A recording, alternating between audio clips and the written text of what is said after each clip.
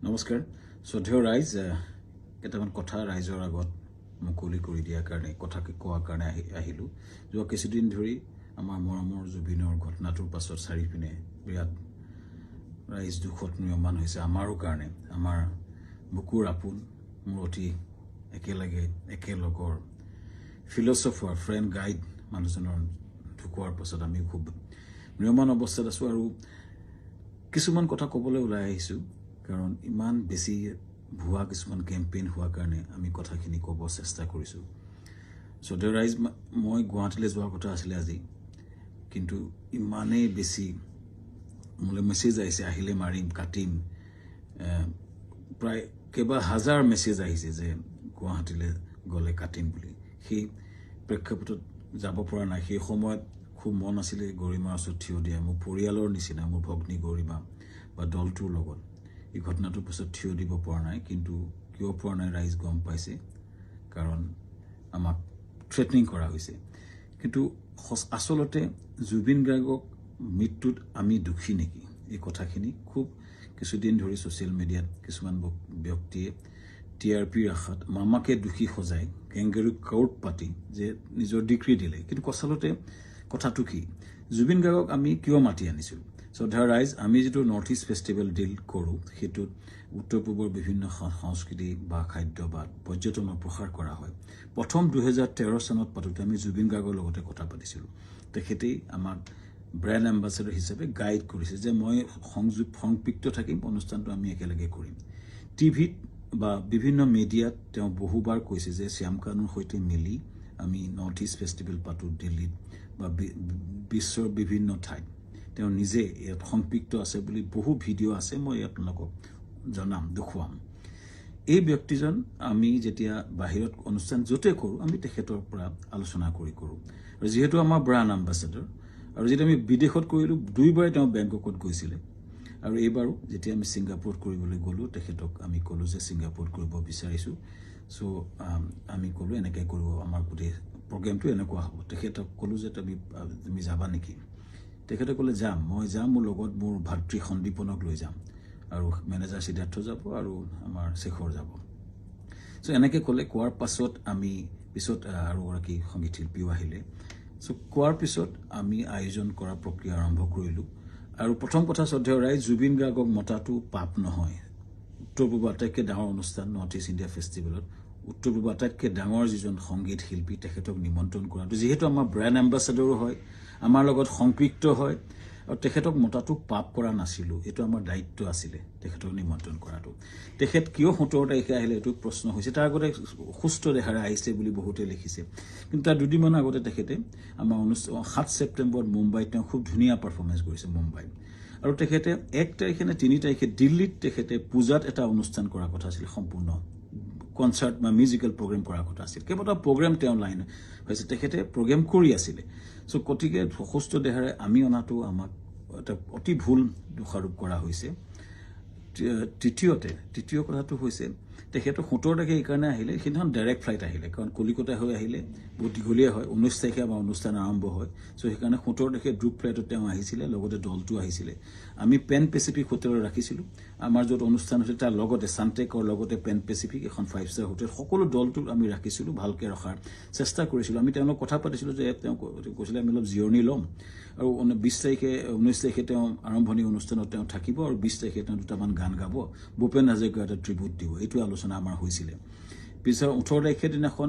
19 তাৰিখে আমাৰ অনুষ্ঠান আছিলে 18 তাৰিখৰ দিনাখন আমি তেখেতক খবৰ কৰি তেওঁ শুই আছিলে আমাৰ বহুত বিভিন্ন উত্তৰ পূৰ্বৰ মানুহ আছিলে তেওঁৰ লগত তেওঁ ভায়েক আছিলে আৰু তেওঁ সিদ্ধাৰ্থ আছিলে মেনেজাৰ আৰু দল আছিলে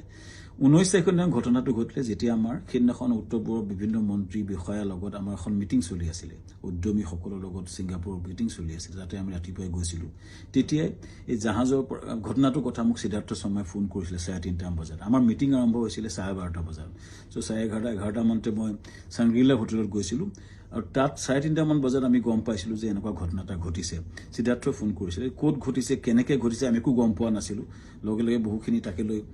বহু ফোন আহিছিল কিন্তু মই উত্তৰ দিব পৰা নাছিলোঁ আচলতে